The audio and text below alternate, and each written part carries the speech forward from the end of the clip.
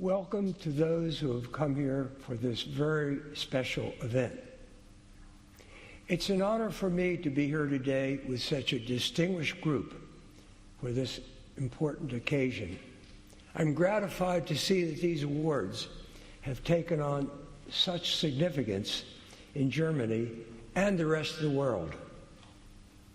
It is especially meaningful to have Jews honor non-Jews for their outstanding efforts to preserve the Jewish history of their local German communities.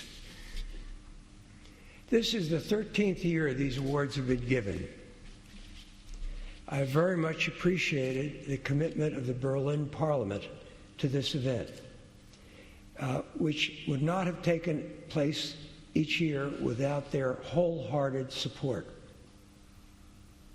I especially would like to thank the President of the Parliament, Mr. Rolf Wieland, for his commitment, and Karen Brandis, head of the Protocol Office, and the people who work for her as well, who've organized the entire event today. Having each awardee speak about their work and show visuals has been a very important addition to the ceremony, and we very much appreciate their efforts, and it took a great deal of work on their part. We have with us today 3 other jury members, and I'd like to have them stand up as I call their names, but please wait to clap until I have completed this group. Karen Franklin, who is here from New York City and has chaired what most people would consider the world's 2 most important Jewish genealogical organizations, and has had a key role. Keep standing. And has had a key.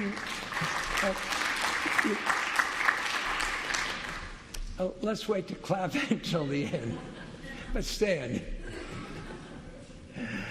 A key role in Jewish museums. She's had the responsibility on behalf of the jury to review and evaluate all of the submissions connected with these awards.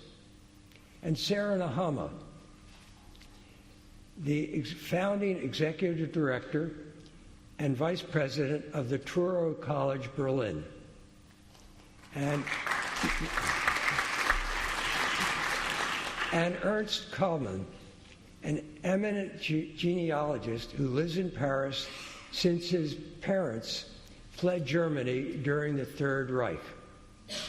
In addition, I'd like to thank Betty Solbier, our U.S. coordinator, who has made all of the arrangements for visitors' activities, and all of you who've been with us for the past day know how well she's kept us all going and tried to keep us on time with great difficulty. And I'd like to thank Heike Kohler, who's handled all of the translations and the local German media contacts, and Toby Axelrod, who's prepared the profiles. Well, all right. And finally, I'd like to thank Judith Obermayer, my wife for almost 50 years, who has been my continual advisor and supporter.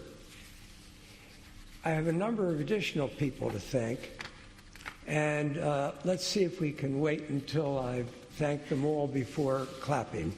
We'll save a little time that way. But please, I prefer if you remain standing until the clapping. Here to honor Rolf Killian Kiesling, one of our awardees, we have a number of people. Gabrielle and Michelle Ronan from Hamilton, Ontario, Canada,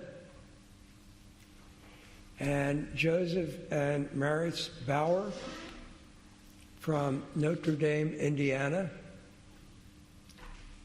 and Gudrun Brugg and her husband Omar Billet Sever from Erlangen, Germany, and Chev Michael Kammerer and his wife Sharon Herodi from Berlin. To honor Lothar Schusek, Sonia Van Steenkersbella, that's not quite pronounced correctly, but and from Berkenbrugge, Belgium, and Vered Lasser from Utrecht, Holland, and Menachem and Nechama Silberstein from Tel Aviv, Israel, and their granddaughter, Talia Peer, who now lives in Berlin. To honor Klaus Beer, Harriet Zuckerman and Bert Zuckerman from Montvale, New Jersey, United States. And finally, to honor Hans-Jürgen Beck, we have a number of people. He is from Bad Kissingen, and from there is Marlis Wilter and Hilla Schutze and the former mayor of Bad Kissingen, George Strauss. Furthermore, we have honoring him Jack Steinberger from Geneva, Switzerland, who's been honored previously as a Nobel Prize winner. And then we have 3 generations of Levies who are here to honor him. The oldest, Lisa, from Potomac, Maryland.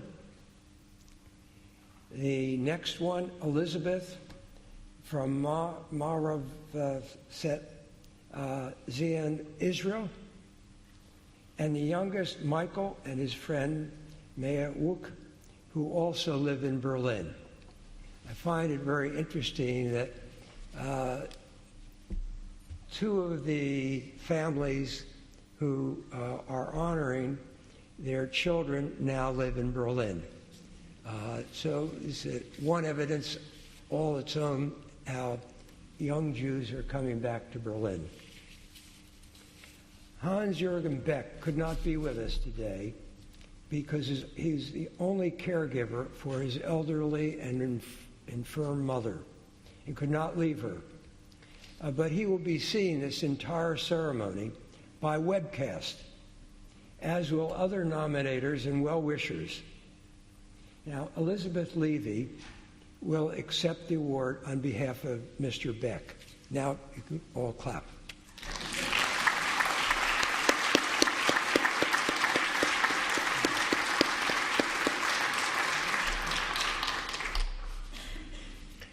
I wish I could be addressing you all in German, but my language skills are limited.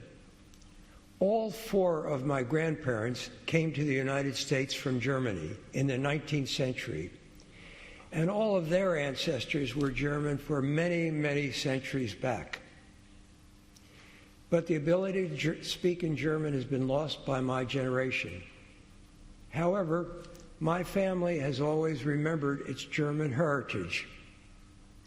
One rather ironic thing is that in 1944, my older brother was an American soldier in Europe, fighting against Hitler's army. And at that same time, in 1944, I had my bar mitzvah at home in the United States. Even then, the traditional gift from my father was this gold ring. And the gold ring is inscribed, Gott schütze dich, which you recognize means God protect you in German. My father received a similar ring from his father, and all 3 of my children received similar rings from me. It was originally on my right hand, and when I got married, I put it on my left hand. There are many other German connections that I've had because of my heritage, which have bridged the gap between the 19th and the 21st century. And that that gap includes some of the most horrendous and atrocious activities of the Third Reich, but also included many positive experiences. Germany, as represented by the awardees today,